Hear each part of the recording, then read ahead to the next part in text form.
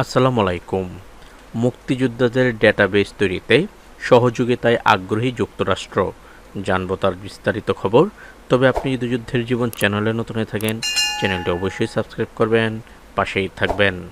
বাংলাদেশের মুক্তিযুদ্ধের সঠিক ইতিহাসের সুরক্ষা এবং মুক্তিযোদ্ধাদের ডেটাবেস তৈরিতে পাবলিক ডিপ্লোমেসি টিমের মাধ্যমে প্রযুক্তিগত সহযোগিতা ও অভিজ্ঞতা বিনিময়ের আগ্রহ প্রকাশ করেছেন ঢাকায় নিযুক্ত মার্কিন রাষ্ট্রদূত ব্র্যান্ড ক্রিস্টেনসন। মুক্তিযুদ্ধ বিষয়ক মন্ত্রী আহমেদ আজম খানের কার্যালয়ে তার সঙ্গে সাক্ষাৎকালে রাষ্ট্রদূত এ আগ্রহ প্রকাশ করেন। মন্ত্রণালয়ের এক সংবাদ বিজ্ঞপ্তিতে বলা হয়, বৈঠকে 1971 সালের মুক্তিযুদ্ধ এবং 2024 সালের আগস্টের অভ্যুত্থানের ইতিহাস সংরক্ষণ, শহীদ পরিবারের কল্যাণ ও আহত যোদ্ধাদের চিকিৎসা ও সামাজিক পুনর্বাসন কার্যক্রম নিয়ে বিশদ আলোচনা হয়।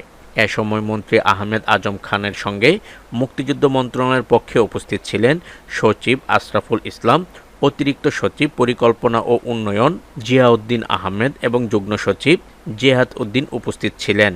আলোচনাকালে মুক্তিযুদ্ধে প্রকৃত শহীদ ও বীর মুক্তিযোদ্ধাদের সঠিক এবং নির্ভুল তালিকা তৈরির প্রাতিষ্ঠানিক চ্যালেঞ্জ ও বর্তমান অগ্রগতি তুলে ধরা হয়। মন্ত্রণালয়ের পক্ষ থেকে বলা হয়, স্বাধীনতার অর্ধ শতাব্দী পার হলেও অতীতে সুনির্দিষ্ট পরিসংখ্যানগত পদ্ধতির অভাবে মুক্তিযোদ্ধাদের একটি সর্বজনগ্রাহ্য ডেটাবেস তৈরি জটিল ছিল। বর্তমানে জাতীয় মুক্তিযোদ্ধা কাউন্সিল জামোকা এর তত্ত্বাবধানে তথ্য প্রযুক্তি এবং ডিজিটাল প্রোফাইলিং প্রসেস ব্যবহার করে সঠিক ও নিরপেক্ষ চূড়ান্ত তালিকা করার কাজ চলছে। এ সময় মার্কিন রাষ্ট্রদূত মুক্তিযুদ্ধ বিষয়ক মন্ত্রণালয়ের বহুমুখী কার্যক্রম, বিশেষ করে আইসিটি ব্যবহারের মাধ্যমে শহীদ ও মুক্তিযোদ্ধাদের তালিকা নির্ভুল করার প্রয়াস এবং জুলাই অভ্যুত্থানে ক্ষতিগ্রস্তদের পুনর্বাসন প্রক্রিয়ার প্রশংসা করেন। যুক্তরাষ্ট্রের ইতিহাস সংরক্ষণের অভিজ্ঞতা বর্ণনা করে রাষ্ট্রদূত বলেন, ইতিহাস সংরক্ষণ একটি সতত চলমান প্রক্রিয়া।